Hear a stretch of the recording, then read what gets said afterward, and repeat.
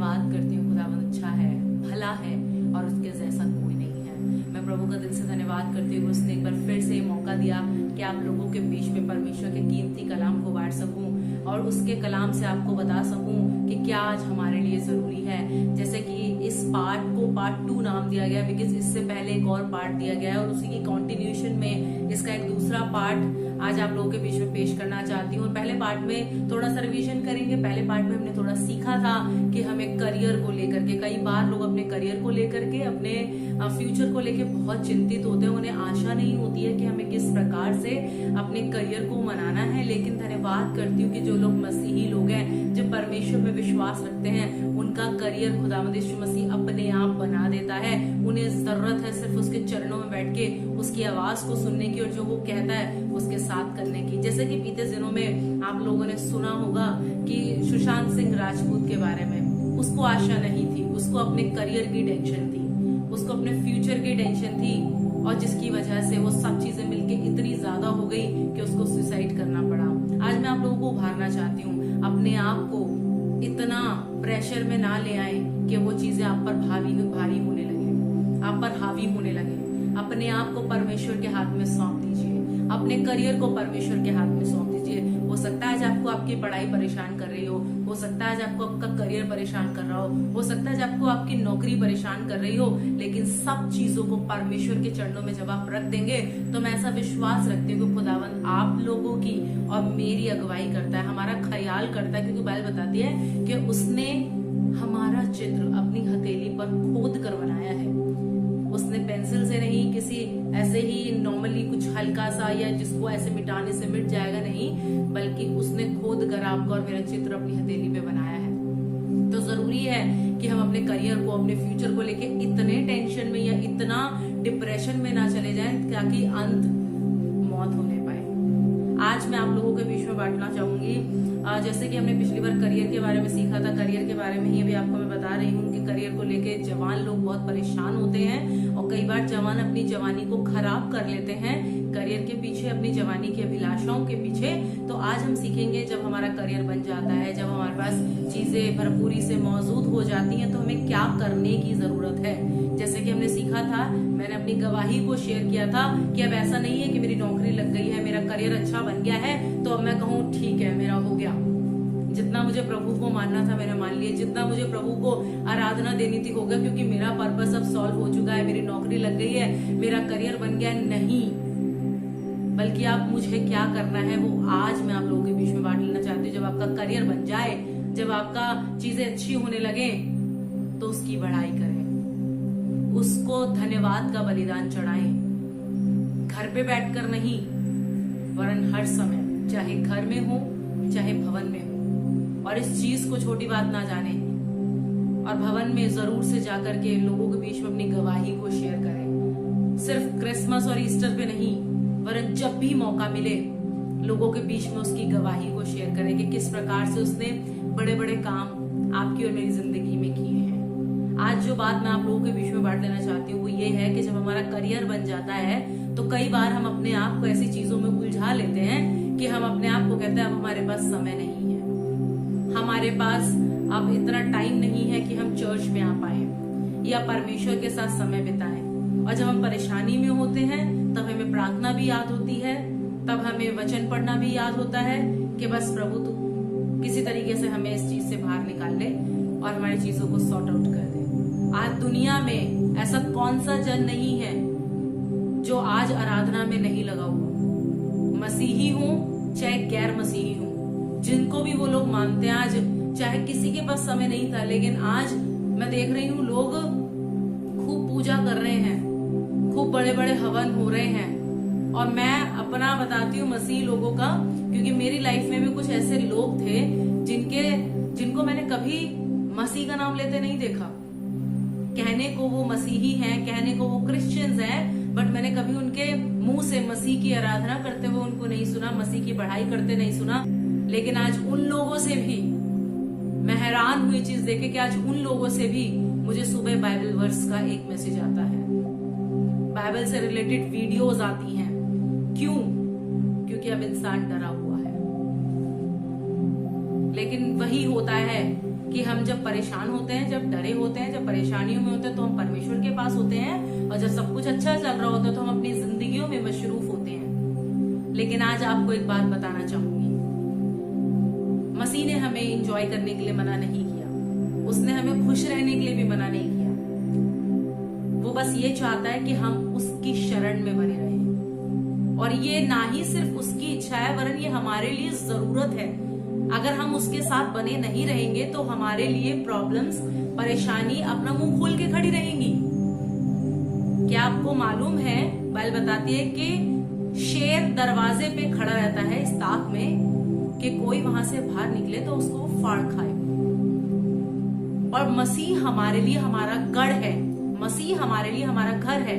जब हम वहां पर उसके पास रहते हैं तो हम सेफ रहते हैं, लेकिन जब हम उसके घर से बाहर निकलने की कोशिश करते हैं तो वो शेर हमारी ताक में होता है कि मैं इनको फाड़ खाऊं। लेकिन ये जरूरी है आपके और मेरे लिए कि ना ही सिर्फ दुख में वरन सुख में भी, हर एक परिस्थिति में, जब आपकी सैलरी 50,000 हो तब भी, और अगर आपकी सैलरी 5,000 हो तब भी, जब घर में सब कुछ अच्छा हो तब भी, और जब घर में सब कुछ अच्छा नहीं हो तब भी, सिर्फ उस परमेश्वर की आराधना करें और उस पर विश्वास रखें कि अगर सब कुछ सही नहीं भी है तो वो सब कुछ सही करने की सामर्थ्य को अपने हाथ में रखता है। हालेलुया। मैं परमेश्वर का धन्यवाद कर रही हूँ क्योंकि परमेश्वर हमें संभाले रखता है, इन परिस्थितियों में भी संभाले रखता है और हमें गिरने नहीं देता। आज मैं आप लोगों के बीच में जो बात शेयर करना चाह रही हूँ वो ये है कि हमें करियर के बाद किन बातों का ध्यान रखना जरूरी है।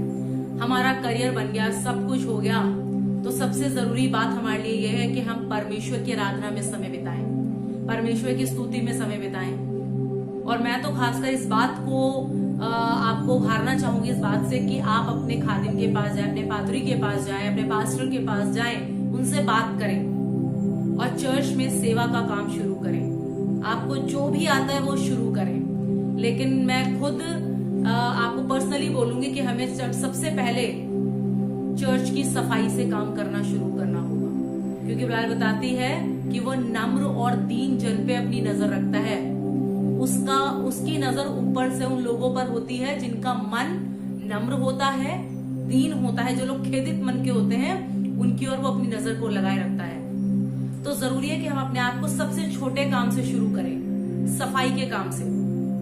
चर्च की सफाई करें, जो भी काम की जरूरत हो वेट ना करेंगे पादरी आपको बोले, पास्टर जी बोलेंगे तो हम कर देंगे।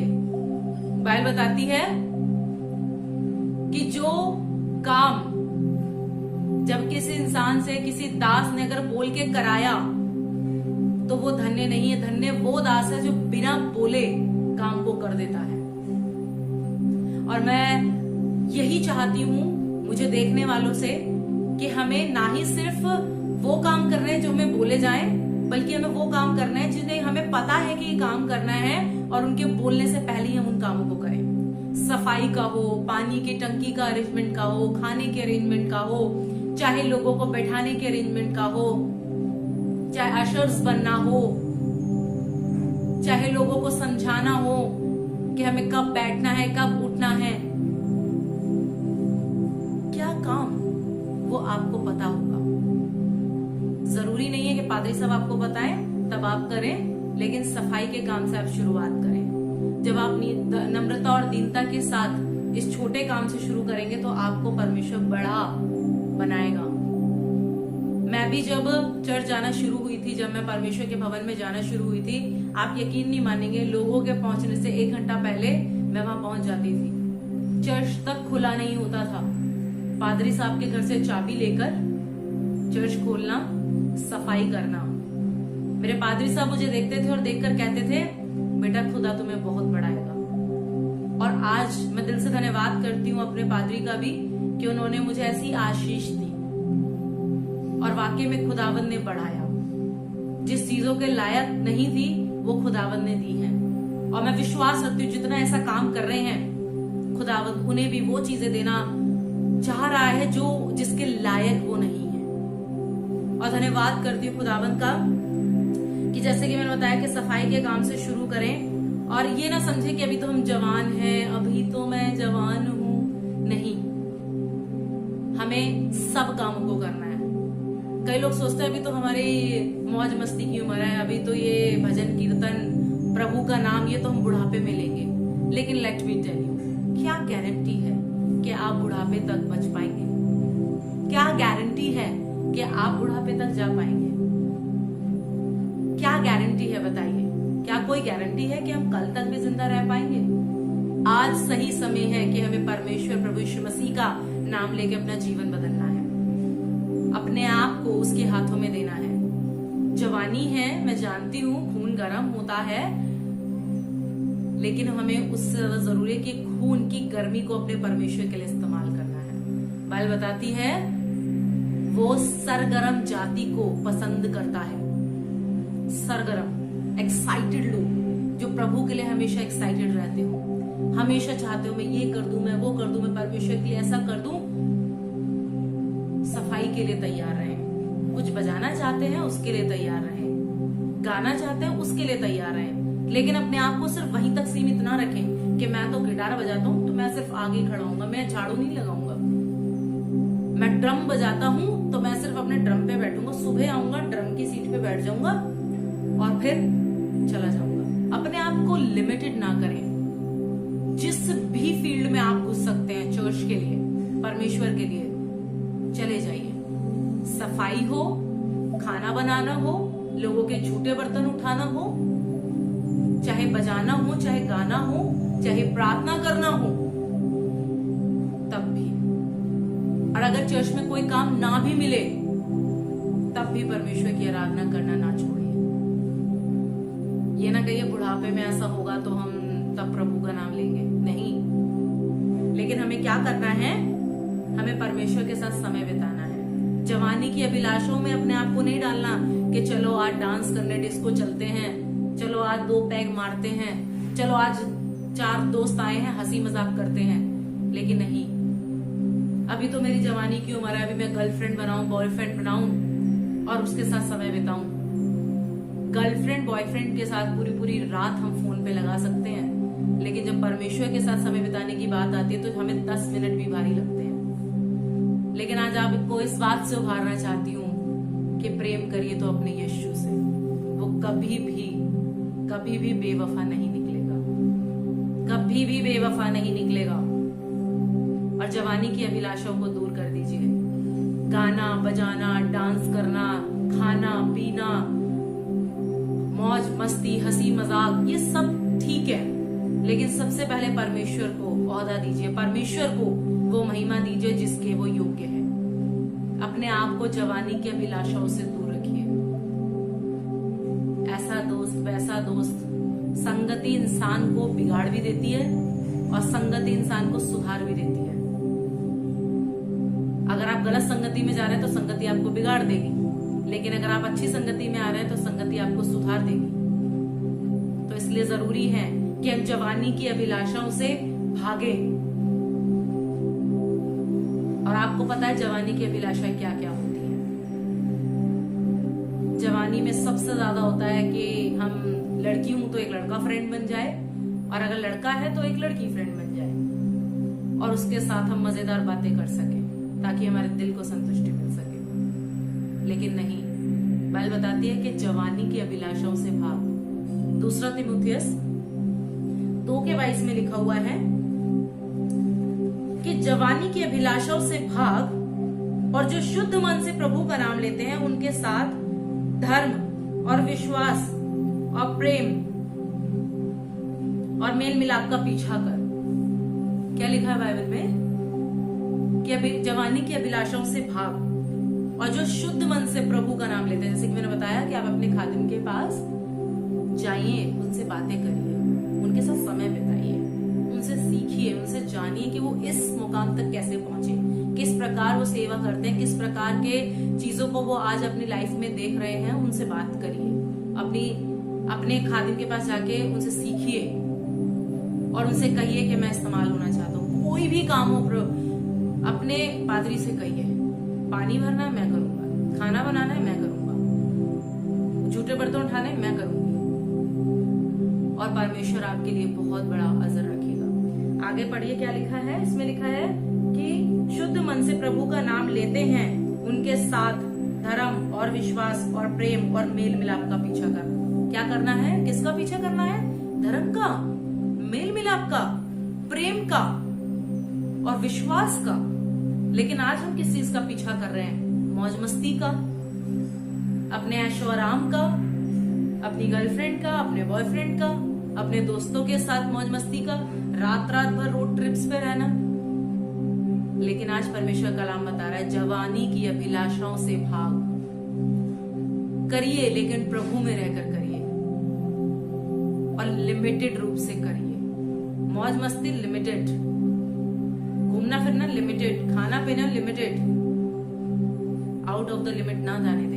क्योंकि जब चीजें सीमा से बाहर चली जाती हैं तो शेर बाहर बैठा है जो फाड़ खाने के लिए तैयार है। क्या लिखा है कि जवानी की अभिलाषाओं से भाग और जो शुद्ध मन से प्रभु का नाम लेते हैं उनके साथ धर्म, विश्वास, प्रेम और मेल मिलाप का पीछा कर। हमें पीछा करना है प्रेम का, मेल मिलाप का और उसके साथ बने रहना है। हमें उन बातों को मन में नहीं रखना जो हमें अशुद्ध करती है। आपको मालूम होगा, मुझे बहुत अच्छा लगता है बाइबल का एक चैप्टर, यूसुफ के बारे में आपने पढ़ा होगा अगर, तो वहां पर क्या हुआ कि यूसुफ जो था बड़ा सुंदर था, रूपवान था और उसका जो जिसके घर वो रह रहा था उसका नाम था पोतीपर और उसकी पत्नी ने उस पर नजरें लगाई। तो क्या हुआ, इसकी छठी की हम आखिरी लाइन से पढ़ेंगे। इसमें लिखा है यूसुफ सुंदर और रूपवान था। इन बातों के पश्चात ऐसा हुआ कि उसके स्वामी की पत्नी ने यूसुफ की ओर आंख लगाई और कहा मेरे साथ सो। पर उसने अस्वीकार करते हुए अपने स्वामी की पत्नी से कहा, सुन, जो कुछ इस घर में है मेरे हाथ में है और मेरा स्वामी कुछ नहीं जानता और उसने अपना सब कुछ मेरे हाथ में सौंप दिया है। इस घर में मुझसे बड़ा कोई नहीं है। उसने तुझे छोड़ और जो उसकी पत्नी है मुझसे कुछ नहीं रख छोड़ा। इसलिए भला मैं ऐसी बड़ी दुष्टता करके परमेश्वर का अपराधी क्यों बनूं? और ऐसा हुआ कि प्रतिदिन वह यूसुफ से बातें करती रही और उसने उसकी ना मानी कि उसके साथ लेटे या उसके संग रहे। आप समझ गए होंगे मैं किस विषय में बात कर रही हूँ आज। जवानी में सबसे ज्यादा लोग करियर तो करियर, फिर उसके बाद शारीरिक अभिलाषाओं में पीछे पड़ जाते हैं। लेकिन यूसुफ के विषय में आपने क्या पढ़ा? वो सुंदर था, रूपवान था, उसके पीछे एक औरत भी पड़ी थी, लेकिन फिर भी वो विश्वासी बना रहा। वो उससे दिन प्रतिदिन बातें करती थी, दिन प्रतिदिन उसके पीछे लगी रहती थी, लेकिन उसने कभी भी उसकी तरफ मुड़ के नहीं देखा। डेली उसके पीछे पड़ती थी कि तू मेरे साथ रह, मेरे साथ आ, मेरे साथ सो, लेकिन उसने इस रिक्वेस्ट को एक्सेप्ट नहीं किया। और तब क्या हुआ, एक दिन जब वो घर में आया तो उसकी बीवी ने उस पर गलत इल्जाम लगाया, उसका कपड़ा पकड़ के फाड़ दिया। और क्या हुआ कि उसके बाद यूसुफ वहां से भाग निकला। बाइबल बताती है, क्या लिखा है इसमें, इसकी 12वीं आयत में लिखा है कि तब उस स्त्री ने उसका वस्त्र पकड़कर फाड़ के कहा मेरे साथ सो। वह अपना वस्त्र उसके हाथ में छोड़कर भागा और बाहर निकला। बाइबल क्या बताती है? जवानी की अभिलाषाओं से भाग। हम ये ना कहे कि उसने बोला था, हमें तो उसने कहा था हमसे फ्रेंडशिप करने के लिए।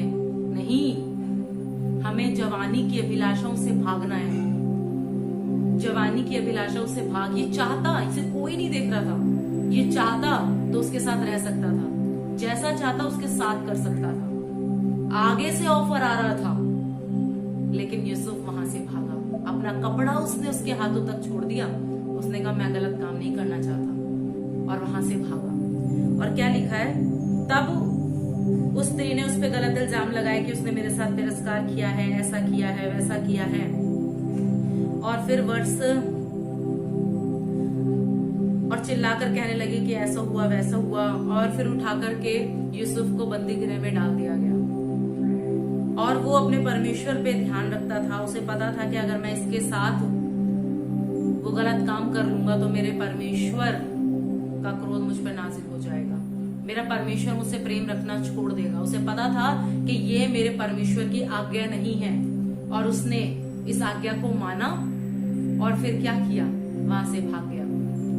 और उसके ऊपर गलत इल्जाम लगाए गए और वो कहां पर गया, बंदी गृह में गया। लेकिन बाइबल बताती है कि बंदी गृह में परमेश्वर की दृष्टि उसके ऊपर थी। इसकी 21वीं आयत में लिखा है, पर यहोवा यूसुफ के संग संग रहा और उस पर करुणा की, और बंदी गृह के दरोगा के अनुग्रह की दृष्टि उस पर हुई।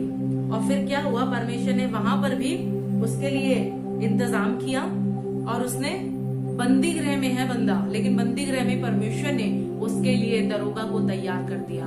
जब आप परमेश्वर से प्रेम रखेंगे, जब आप परमेश्वर की इच्छा को पूरा करेंगे, जब आप जवानी की अभिलाषाओं से भागेंगे, आप बंदी गृह में क्यों ना हो, परमेश्वर आपके लिए वहां पर भी इंतजाम को करना जानता है, क्योंकि उसे पता है कि इसने मेरी इच्छा को पूरा किया है, इसने मेरी बातों को माना है। जैसे कि योना के लिए मगरमच्छ का इंतजाम किया गया, जैसे कि दानियल शेरों की मान में गया, लेकिन वहां से भी वो जिंदा बच के वापस आने पाया। क्यों? क्योंकि जो परमेश्वर की इच्छा को पूरा करता है वो कभी भी परेशानियों में पड़ा नहीं रह जाता, लेकिन परमेश्वर उसे उठाकर खड़ा करता है। यूसुफ के बारे में आप जानते हैं अच्छे से कि ये जेल खाने में रहा, और लेकिन परमेश्वर का धन्यवाद करते हैं, यही इंसान आगे चल के उस देश का प्रधानमंत्री बनने पाया। कब? जब हम जवानी की अभिलाषाओं से भागते हैं, तब जब हम परमेश्वर के वचन को पूरा करने के लिए जाते हैं, तब परमेश्वर हमें उस देश का प्रधानमंत्री बनाने को तैयार बैठा रहता है। और इसने उस देश का प्रधानमंत्री बना। इसके लिए बहुत सी गलत युक्तियां रची गई इसके भाइयों के द्वारा। आप सबको पता है कि इसके भाइयों ने इसको बेच दिया था, और बेचने के बाद ये पोतीपर के घर में आया, और फिर क्या हुआ, वहां पर भी नौकर बन के रहा। इसके काम को जब देखा गया कि परमेश्वर इसके साथ रहता है, पोतीपर ने इसको वहां पर ऊंचा पद दिया। बंदी गृह में गया, बंदी गृह में इसको ऊंचा पद मिला। फिर इसके बाद ये जब स्वप्नों का अर्थ बताने लगा, तब इसको उस देश पर प्रधानमंत्री ठहरा दिया गया। लेकिन जरूरी हमारे लिए कि हम परमेश्वर की आज्ञाओं को पूरा करें। आप किसी भी परिस्थिति में क्यों ना हो, नेगेटिव परिस्थिति क्यों ना हो, लेट मी टेल यू कि गॉड विल प्रोवाइड यू। आपके लिए वो इंतजाम को कर देगा जो आपकी जरूरत है। He will provide your needs, he know your needs. वो जानता है कि आपकी जरूरतें क्या है, उनको वो पूरा कर देगा। इसके भाइयों ने गलत युक्तियां करी, लेकिन फिर भी इसके लिए परमेश्वर ने एक अच्छी युक्ति को रखा। आपके लिए चाहे कोई भी गलत युक्ति क्यों ना कर रहा हो, लेकिन मैं इतना जानती हूँ परमेश्वर आपके लिए एक अच्छी युक्ति कर रहा है। हालेलुया। और इसमें क्या लिखा है, हमें जवानी की अभिलाषाओं से भागना पड़ता है। और वो औरत क्या कर रही थी पता है आपको? वो औरत इसके साथ व्यभिचार करना चाह रही थी। और बाइबल बताती है कि जितने इंसान पाप करते हैं वो शरीर के बाहर करते हैं, लेकिन जो व्यभिचार करता है वो अपने ही शरीर के विरुद्ध व्यभिचार करता है। जैसा कि 1 कुरिन्थियों 6:18 में लिखा हुआ है, इसमें लिखा है व्यभिचार से बचे रहो, व्यभिचार से बचे रहो। जितने अन्य पाप मनुष्य करता है वे देह के बाहर हैं, परंतु व्यभिचार करने वाला अपनी देह के विरुद्ध पाप करता है। अपनी देह के विरुद्ध मतलब आगे जब आप बढ़ते हैं तो बाइबल बताती है कि हमारी देह पवित्र आत्मा का मंदिर है। और आपको बताना चाहती हूँ, जब हम ऐसा काम करते हैं तो अपनी देह वरन पवित्र आत्मा के विरुद्ध काम करते हैं। और बाइबल में साफ साफ लिखा है कि बाकी सारे अपराध तो क्षमा हो जाएंगे, लेकिन जो अपराध पवित्र आत्मा के विषय किया जाएगा वो अपराध क्षमा नहीं होगा। बाइबल बता रही है कि व्यभिचार से बचे रहो। और वो औरत पोतीपर की पत्नी उसके साथ व्यभिचार करना चाहती थी, क्योंकि वो शादीशुदा थी, फिर भी इसके साथ एक्स्ट्रा मैरिटल अफेयर्स रखना चाहती थी। लेकिन कई बार कई लोग इसमें फंस जाते हैं और अपनी जवानी को खराब कर लेते हैं। लेकिन जरूरी है कि मैं अपनी जवानी को खराब ना करूं। अडल्ट्री, फॉर्निकेशन, मस्टरबेशन, ये कुछ ऐसी चीजें हैं जो आज लोगों को बहुत खराब कर रही है। जब इंसान, और खास करके जवानों के विषय में, जवान पीढ़ी आज इतनी खराब होती जा रही है, जवान पीढ़ी इतनी आज इन चीजों में जाती जा रही है। गंदी वीडियोस देखना, गंदी फोटोज देखना, मस्टरबेट करना, फॉर्निकेशन करना। आज लोग शादी से पहले गलत संबंध रखते हैं। और आज मैं देखती हूँ, मेरे कुछ फ्रेंड्स भी हैं जो बताते हैं, जो अनमैरिड हैं लेकिन मैरिड औरतें उनको कई बार उनको फोर्स करती हैं कि हमारे फ्रेंड्स बने। लेकिन ये चीजें आज इंसान को खराब करती जा रही है। आज इतना बताना चाहती हूँ कि कोई आपकी जवानी को तुच्छ ना समझे, कोई आपकी जवानी को खराब ना करने पाए। करियर बनाए प्रभु के साथ, जीवन बिताए प्रभु के साथ, गलत चीजों में अपने आप को जाने ना दे, क्योंकि परमेश्वर आपको संभालेगा और आपको इन चीजों से बचेगा। अगर आपको कभी गलत ख्यालात आते हैं, आपके सामने कोई गलत पिक्चर आ जाती है, कोई गलत वीडियो आ जाती है, उसको तभी की तभी डिलीट कर दीजिए। और एक बात को याद रखिए, मेरी देह पवित्र आत्मा का मंदिर है। अगर मैं कुछ ऐसा काम करती हूँ तो मैं अपने ही विरुद्ध वरन पवित्र आत्मा के विरुद्ध पाप करती हूँ। और तभी की तभी अपने आप को परमेश्वर के सम्मुख लेकर के जाइए, ताकि वो ख्यालात, वो गलत चीजें, वो गलत वीडियोस, वो गलत फोटोज आपसे दूर हो जाए। लेकिन भागना आपको पड़ेगा।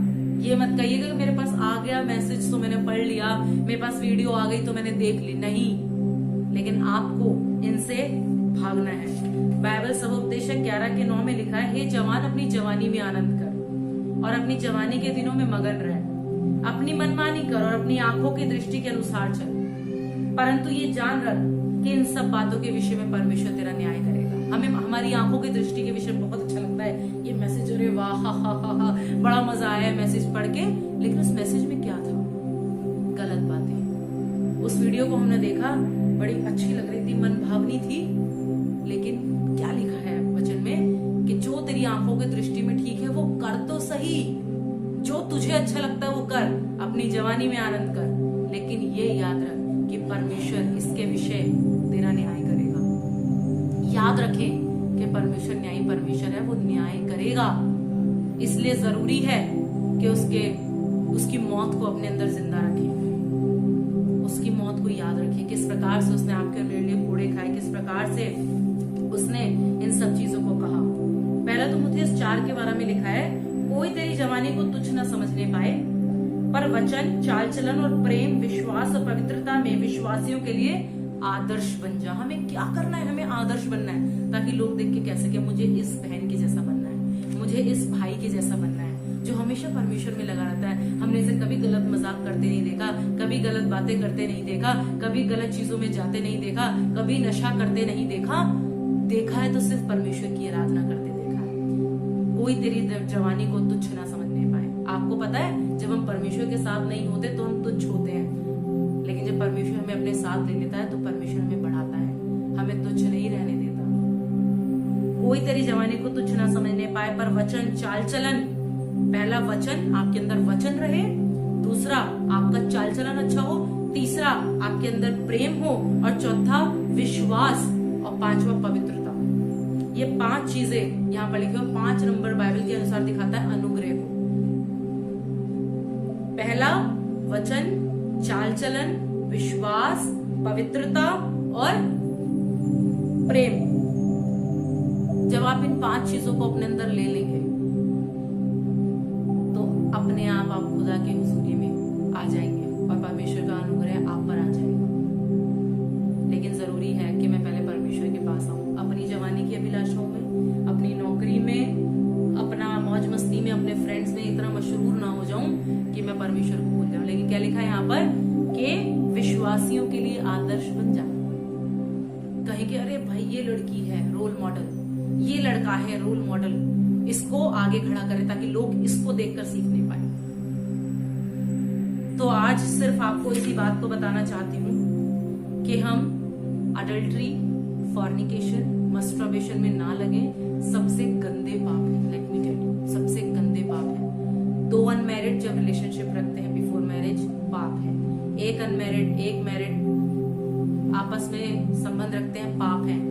दोनों अनमैरिड लेकिन किसी और से मैरिड, ये किसी और से, ये किसी और से, लेकिन जब आपस में मिलते हैं तो पाप करते हैं। ये सब चीजें हमें अपवित्र करती हैं, लेकिन हमें अपवित्र नहीं, हमें पवित्र बनना है, क्योंकि बाइबल बताती है पवित्र बनो जैसा मैं पवित्र हूं।